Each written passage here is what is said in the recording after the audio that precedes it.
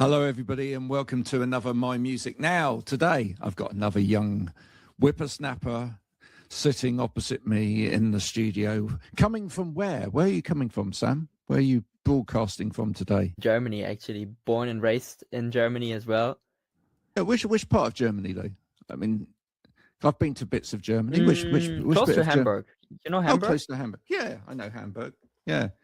I once went over to Hamlin for a Christmas market. You know Hamlin Christmas market? Have you Oh, wow. ever been there? Yeah. I haven't been there. How Oh, you was it? haven't? How was it? It was brilliant, except that I drank far too much Glühwein laced with rum.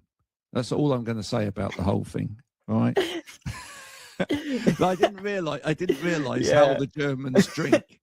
Like they don't have like mulled wine. It's awful. It's awful. Yeah, they literally give you a mug, a Yeah. big mug with Glühwein in it, and then they pour rum in it, and then you're out in the cold air, and a few minutes Yeah. later you're like,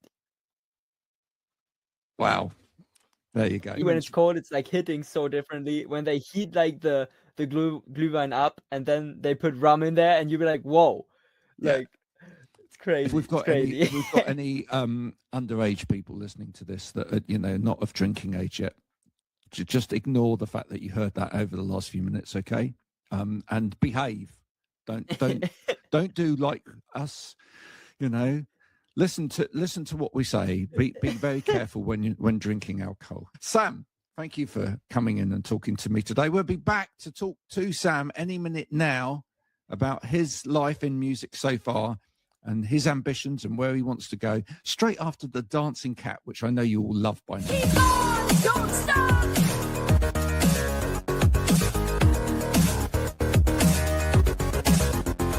Keep on, don't stop.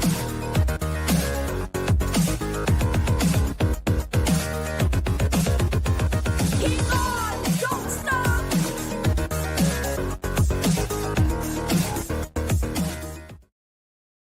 Oh, see, you enjoyed that, didn't you? How old are you, That Sam? was amazing. How old are you now? I am 21. I'm 21, turning 22 in March, in like about a week, I think. Yeah. Now, you see, I Like, knew yeah, that. like I'd done my weekend. research and I actually knew that, but I wanted you to say it because I thought we'd start today just to put us on a kind of even keel, right? With what I looked like when I was 21, just about to turn 22. Would you like to see that? Would you be Of interested in course. seeing? Yeah, okay, right. So when I was 21, just about to turn 22, I was in a signed band. Right, and this is our band photo. Wow, from really? that time. Yeah, this is it. Okay, so there we are. That was me. Oh my God. Look at that. Oh my God, look at you. See? Look at him. Wow. Look at that hair. What's The it hair like? was amazing. Honestly, the hair was amazing. The hair was. Do you know what? And like, I literally after that, I then got it plaited by a girlfriend at the time. Sat there one evening and plaited all of it. So and then put beads in the end of it.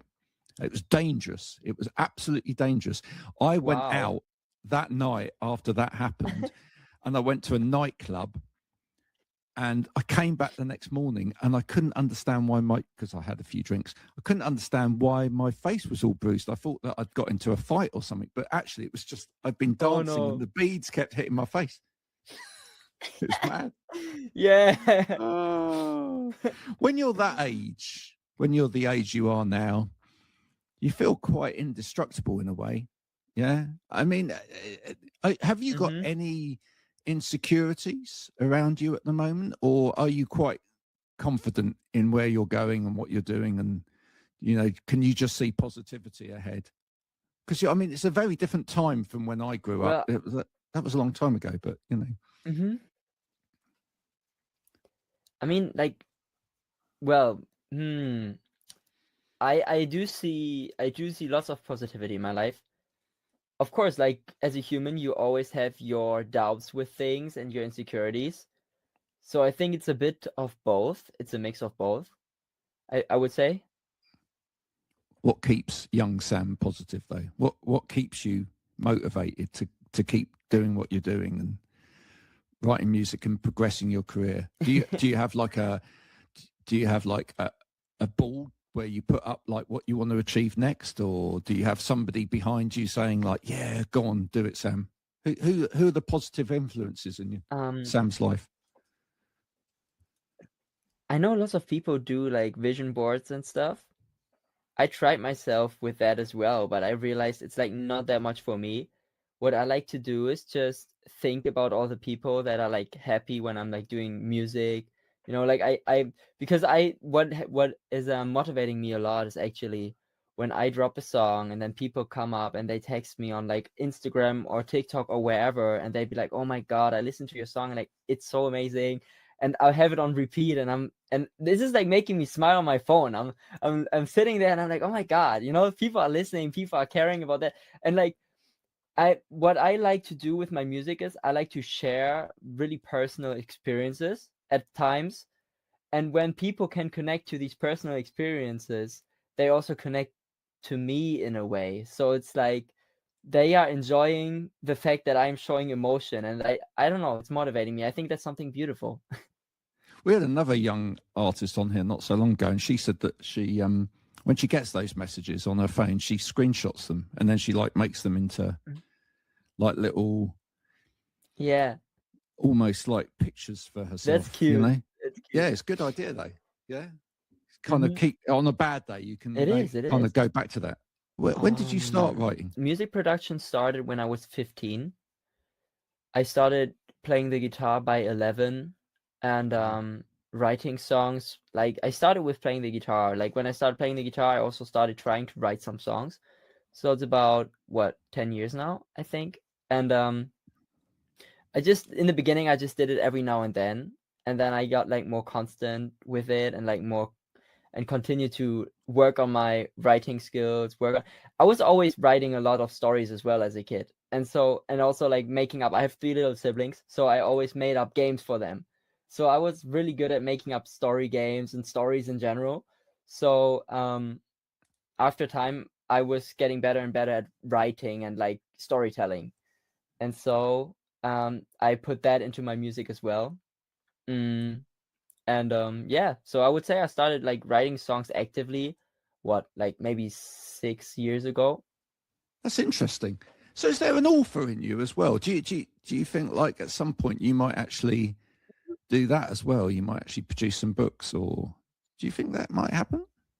Oh yeah, of course. Absolutely. I'm thinking about that. As like it's always, I think it's so good when you are really passionate about things that you just try to do them. And if you are really passionate, usually if you are really passionate about something, you're getting good at some point. So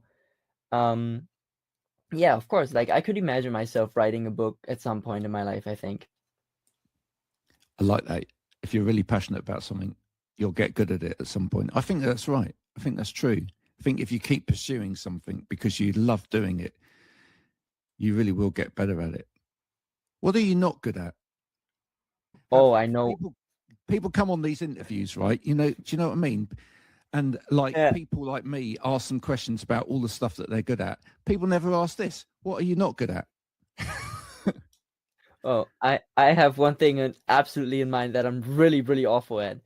That's bowing, like shooting with a bow. Yeah. Oh, I am awful at this. Like I tried it one time at a fair. I remember we were at a fair and my friend was like, "Oh my God, you got to try this like bowing." And he was like really good at it. And then I almost like I'm totally honest right here. I had the bow in my hand and I almost shot the guy in the booth. I was like, "Oh my, I'm so sorry." Like I was like so far off the target and I was like, "I'm never gonna do this again." I also needed like 5 minutes to shoot this arrow out of the bow because it was always slipping up. I was like, "No, get back into the bow." I was like, it was awful. It was awful, really. And after that I was like, "Okay, you know what? I will not I will not pursue a career in Boeing. I will not be like, I don't know, do Olympia shooting or anything like that. It's not my thing. It's not my What thing. a great story. And you immediately came up with that off the top of your head. So that really is a thing for you, right? That's Yeah. really a thing. So imagine Yeah. a little bit further down the line, Sam, you write this song and somewhere in it, I don't know, there's some kind of line about shooting to the heart or something like that. And like you start to work with a famous music video producer and they go, I've got this perfect thing for you, right? I honestly think that I'm going to get you to, and you'll be like, no, can't do it. Can't do that. Put the ball back. Put the ball back. Or maybe that will be your moment. Hire someone to do it. I'm not doing it. Or have a body double. Yes. Absolutely perfect. Or maybe that will be your moment when like you get taught to do it properly because you have to do it a million times and then, that will be there. Maybe. Now listen, before you came on, obviously I listened to some of your music. You seem to have covered already in a very short space of time quite a range of different genres of music. Mm-hmm. Yeah. I mean, the one thing that I would say that holds it together is there's a pop sensibility there. You know how to write a decent little tune, don't you? Mm-hmm. But I don't, anyone that's saying like, well, he's like a new country musician or he's a new this or that, what are you on about? You're basically Sam Kellner and you can write songs. Is that the way you see it? Yeah, I like to be really experimental with my music and with my craft. And so when I started out, for example, I was really, really into, for example, Justin Bieber and Shawn Mendes. And so I listened to a lot to their songs and they inspired me a lot production-wise and like genre-wise. And I'm coming from pop. Like this is where I have that's what I have been listening and growing up the most. So I come from pop, I'd say. Are we talking early Bieber or are we talking later Bieber? Which Bieber are we talking? Mainly early Bieber. I would say Justin Bieber in his Belief era was like really what I enjoyed a lot. Like songs like Boyfriend. I think this is kind of music I really enjoyed. Or I enjoyed back then. I still enjoy it. But that was like a huge inspiration for me in the beginning. Absolutely. Now, listen, this is a thing that I've been doing with the young people on TikTok, right? Which is a weird thing for you. You're on the TikTok, are you? I'm on TikTok, I am. Yeah. How do you find it? It's a bit of a head messing thing sometimes, isn't it, on there, right? Oh, it's messy. It's messy. It's very messy. Yeah, exactly. Right, but I believe it can be a headache. Okay, but this is very telling. This is a little game that I like to play with some of the young people on TikTok, and they seem to respond to it quite well. So I wanted to do that as part of the interview with you today, just to get that there. So, have you got your phone with you? I do have it. Yeah, I do have it. You have to tell me, and then I'll tell you. What was the last song that you listened to on your phone? The last song that you listened to on Spotify or Amazon Music or Apple Music, whatever streaming platform you have. That's tough. I honestly, it might have been. Wait, so I know I have been listening to Bad Bunny, Tete Me Pregunto, but that was not the last song. I have listened to one song after that, and it was on autoplay, so I don't remember which song. I'm not sure, honestly. So we're going with Bad Bunny. We're going with Bad Bunny. Okay. We're going with Bad Bunny. Okay, right. I'm going to go and listen to that afterwards. All right. I'm going to go and listen to a bit of Bad Bunny afterwards. I actually lately enjoy lots of Latin music. Latin music is amazing, I think. Yeah, if you want to listen, I think Bad Girl is like a great Latin musician. She's doing amazing music, in my opinion. Oh, really good dance music. It's really good to dance. Like when I used to play the clubs, because I used to DJ in clubs, right? Oh, also, wow. Yeah, you're very versatile as an artist as well. I did that. Yeah, I did that. Yeah, but this was sort of back in the sort of like the late 90s going into the early 2000s. Okay. And we I typically time. in those club nights, I used to play sort of Latin tinged house. Yeah.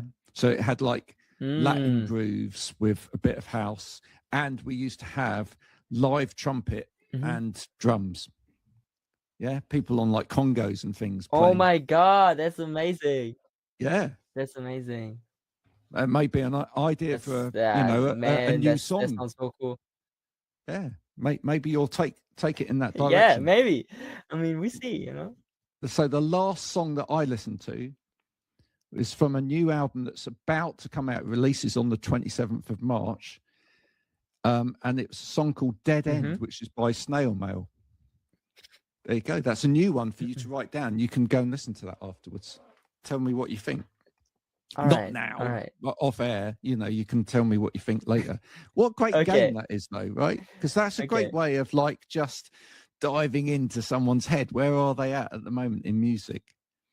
Where did you start in influence-wise? You said sort of Justin Bieber and Shawn Mendes. Was that the start of influence of music for you, or did it start earlier than that?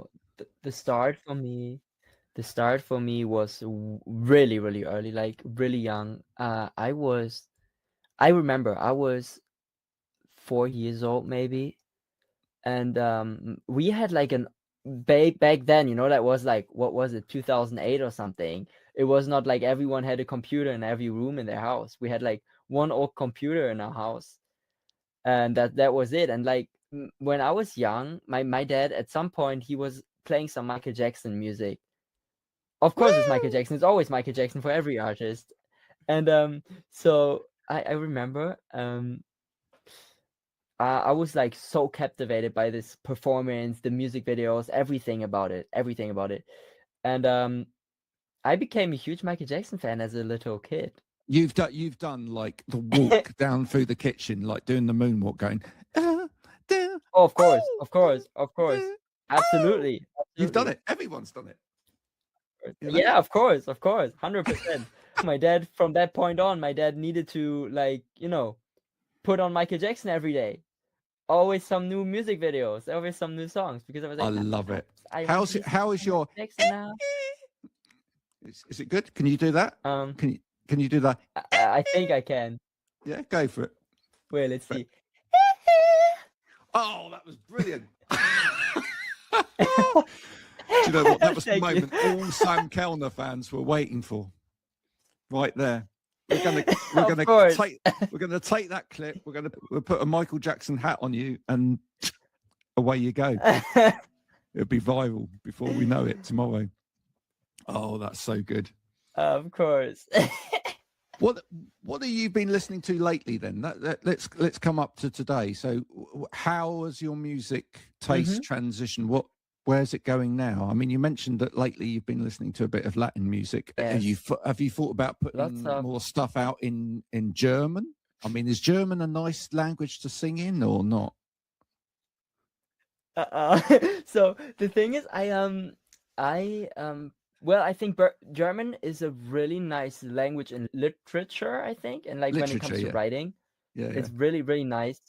Like it's really nice for that, but for like singing, it sounds a little too harsh. So when you, in my opinion, also like I like some German songs, so I don't want to say German is bad in general, but I personally prefer to do English music, especially since like lots of my audience are also people who are not from Germany necessary. So of course I prefer to do English music, which is for everyone. And but yeah, music wise, what I listen to is I mentioned Latin music, and I also listen a lot to R&B lately. This like Giveon, for example, I like to listen to him. And yeah, there's so many genres I like to listen to. Also, this not just this chill R&B. I also like to listen to 2000s club R&B, for example, Timbaland, Usher. Yeah, some good stuff. This is what I mean. This is also why my songs that I put out like vary a lot genre wise, or my discography varied a lot, because I listen to so many different genres, and I got so many influences when it comes to music. So for example, some songs are inspired by like really dark, almost electro pop, and some songs are inspired by, I don't know, Shawn Mendes with his acoustic guitar. And so I have a broad discography, I would say. What does a typical Sam Kellner fan look like or sound like? I mean, what, are you finding it's a complete mixture of people out there that are liking Sam? Or is it, is there a very Yeah. distinct Well, fan base? there are so many different people. I couldn't say what a typical Sam Kellner fan looks like. There are many different people from many different cultures, and I enjoy that so much because like sometimes people text me about how they listen to my music or about their stuff, their culture. I got pictures from people who were like, I listened to your songs while learning, and I was like, what? That's sometimes they tell me they listen, for example, to Using Me, and I was like, Using Me was supposed to be a upbeat song, and they listen to this song while learning, and I was like, okay, you do you. And it's just so funny. You actually get things like, I was listening to your song while I was revising for my exams, and it helped me pass. Yeah. Weird. Yeah, stuff like that. It's so amazing. This is what I mean, as an artist, this is the best thing you can hear, honestly. It is. Yeah. It really is. You just don't know how stuff's going to land, though, do you? When you put it out, do you ever get scared? You never know. Do you get scared just before you release something new? Do you think, oh, I hope people are going to like it, or are you quite chill about all No, of that? not really. I'm actually I got quite chill. So you have to know, I'm a really, well, when I started, I was like really perfectionistic, and I was like really sensitive with my music. And as you say, you get thicker skin after time. I am still really thriving for perfection in my songs, but I also understand that good music doesn't need to be perfect. It needs to be personal.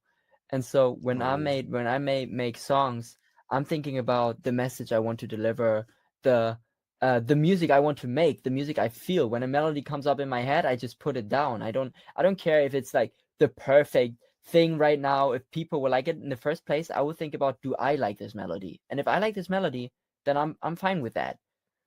I'm not really worried about songs coming out and people maybe not liking them or something. That's very wise. That's very wise of you on your young shoulders. But also, I think it shows a great maturity in terms of artistry as well, because actually you can overcook a song. That happens a lot. Yeah. You've overcooked something before now. You've gone, right, okay, just want to add a little bit more of this or another vocal layer or whatever, and you just end up going like, no, let's just bring it back to where it needed to be.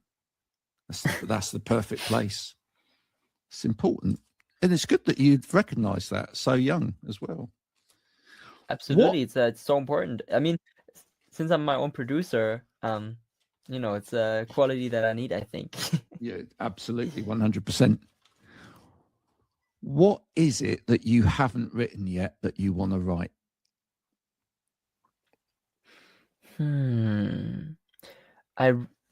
That I haven't written yet. Yeah. No, I need to think about what haven't I.